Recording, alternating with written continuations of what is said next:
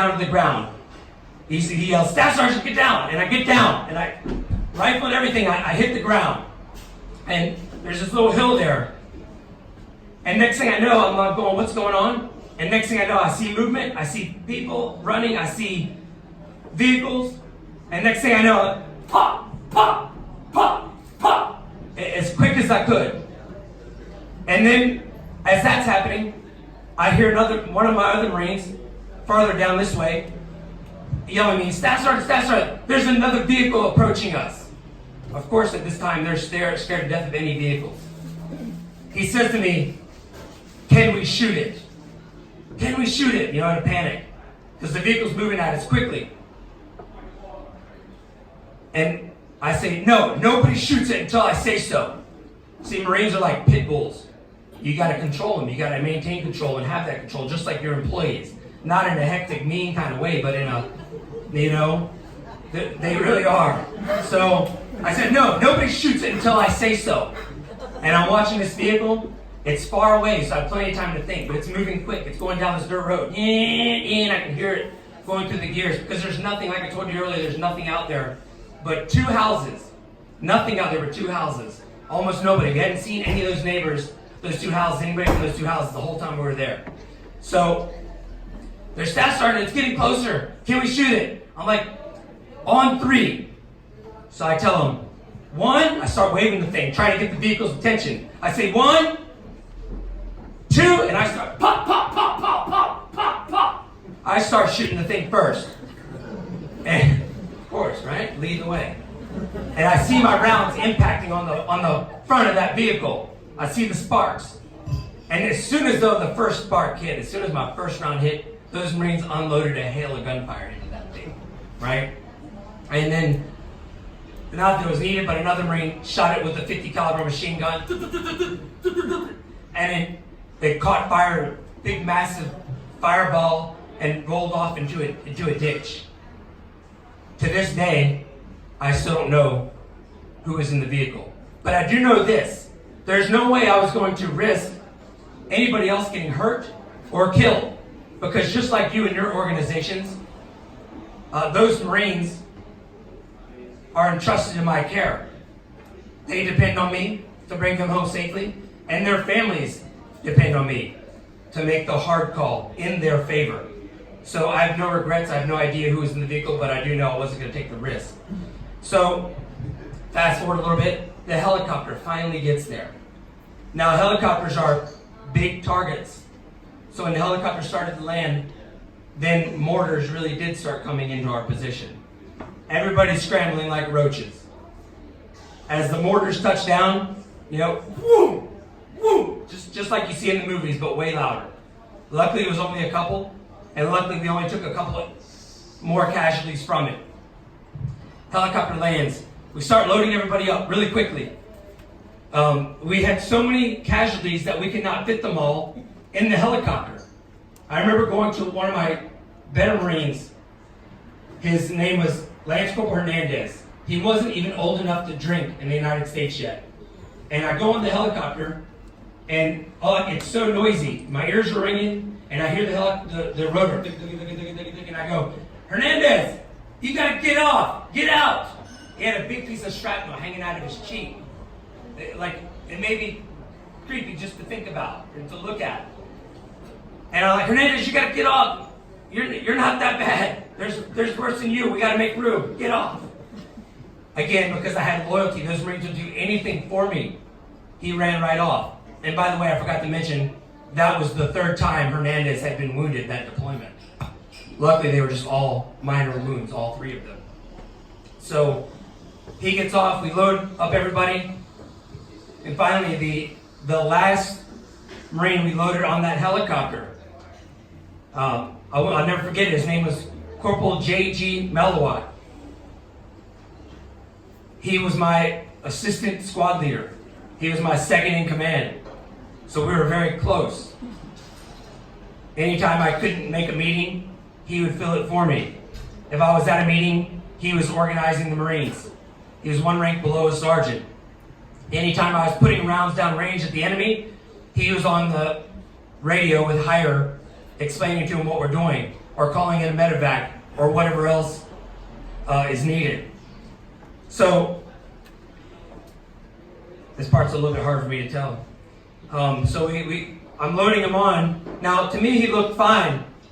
He looked good, a bit quiet, but both of his legs were broken to the point that like they could free spin around, kind of like on cartoons. It felt awkward to pick him up and to move him around. It felt really awkward.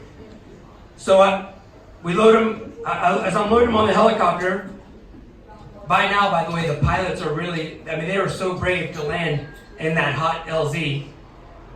And the pilots are now, they're yelling, the crew is yelling, hurry up, get off, get out, get out. They're yelling at me. I'm the last guy, me and 3 other guys carrying him. And as I'm carrying him, he had this calm look about him. And he stuck his hand up to me, like this. Again, I had in my mind that he was fine. I grab his hand, I say, hey, you're fine. Melowat, don't worry, I'll see you when we get home. You just broke your legs, you're fine. I'll see you when we get home. And the pilots are yelling at me, and they're yelling, so I run out of the helicopter. As soon as my feet touch the ground, that thing is gone, just like you see in the movies. But that was the last time I saw Corporal Melowat. He must have had some kind of internal injuries because he didn't make it, which I felt horrible about. And it was also his daughter's 2nd birthday that day. So it was those guys the ones that didn't make it. We didn't put anybody who was already killed in action on the helicopter, but several didn't make it later. And it was that made me start to realize that I was going to make it a point to live the rest of my life to the fullest. That I was going to make the most of myself and help as many other people as I could to do the same. And I started to realize, because I was really interested in business and started some small businesses, real estate and things like that, I started to think, how silly is it when I hear people say things like this? Oh, I don't need to make a lot of money. I just want to be comfortable. And I think, how ridiculous, because we should have a chief aim in life to enjoy every good thing that life has to offer. And really, it's kind of selfish of you saying, I don't need to make a whole lot of money, because without a whole lot of money, you can't do a whole lot for anybody but yourself. So I started having that mentality, because the Marines I put on the helicopter would not be able to do it. See, keep this in mind, folks, in your business. If your goal is to make a little bit of money and just survive because you think you don't need a lot, then chances are you're going to stretch, you're going to struggle, it's going to be tough. But if your aim in life is to become wealthy, let's get right down to it, and have an abundant life, then chances are you're going to be mighty comfortable, and you're going to help a lot of other people become comfortable as well. So that's been my outlook on that. So fast forward a little more. Now we're going into 2005. I've known my wife Carolyn for about a year. At this time, she could have, and probably should have, left me, because I was a bit of a hot mess and didn't even know it.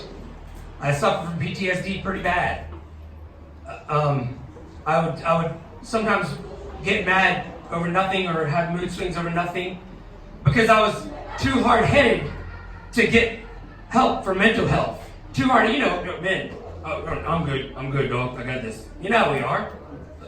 Trust me, if you have more than a few employees in your organization, trust me, you have mental health issues in your organization. If you talk to me, I can help you, but I can help you find it.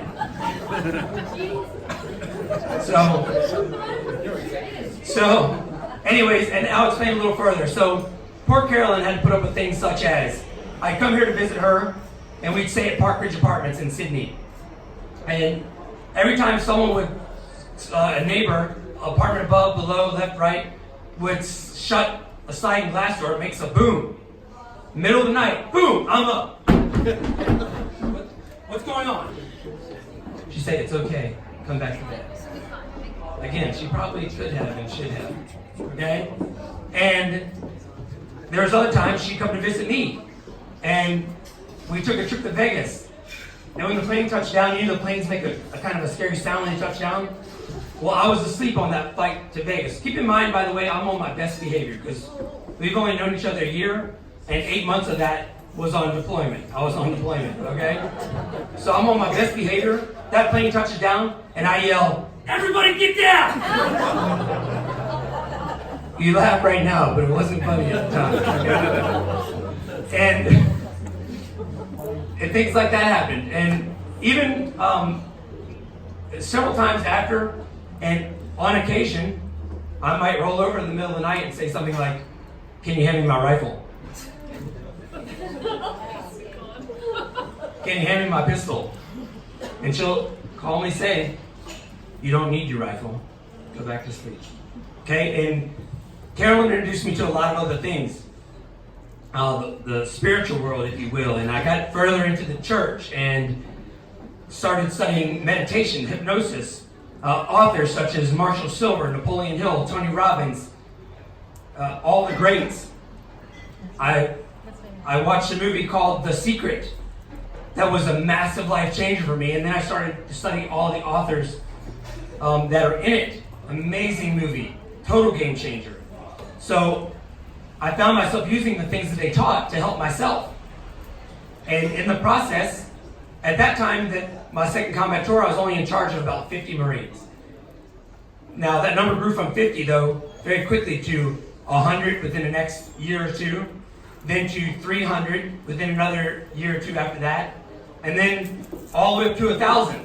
And before I knew it, I had captains, colonels, sergeants coming to me for advice on personal, professional matters. Could be legal, could be marital, could be health, fitness, you name it. A lot of people were knocking on my door for advice. And quite frankly, I loved it.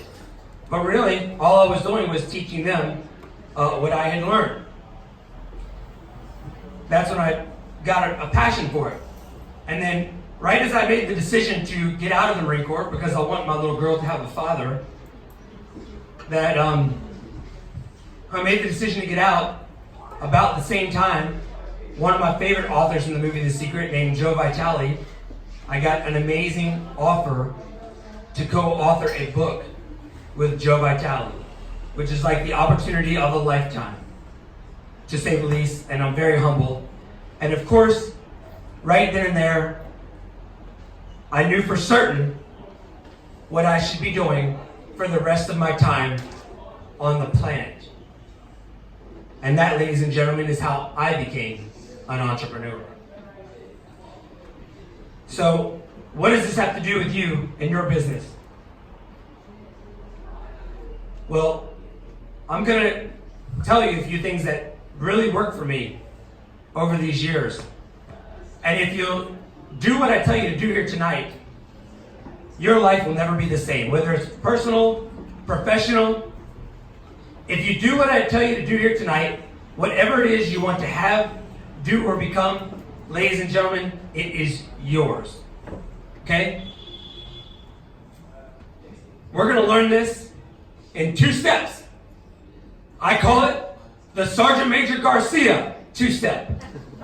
Don't worry, we're not going to dance. Okay? I see you looking at me like, oh, no way. Step 1, you must write down your ambitions. A lot of times we go to seminars like this, or we take a vacation, or we take some kind of education.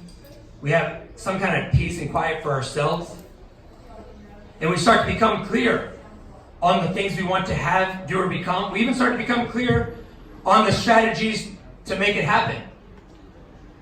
But then we walk away, we don't write those things down. And then we get back to the grind, work, school, kids, this, that, and we forget right away. I'm convinced that the same thing probably happened to almost everybody here on New Year's Eve. Because a lot of people on New Year's Eve make this thing called a New Year's resolution. Okay? Where we say, oh yeah, I'm gonna lose weight, I'm gonna do all these things, I'm gonna spend more time with my kids, I'm gonna increase my profits, do all these things. We tell our families maybe over a drink or friends or just ourselves, but we don't write it down. And then by the time the month of September rolls around, we probably don't even remember what our New Year's resolution was, let alone if we accomplished it. So, you must write down your ambitions. And if you're not fully convinced, a couple things. Just simply by putting the pen to paper, you will drastically increase your chances of success. I won't go into statistics because there's a lot of different words, but know it's drastically in your favor.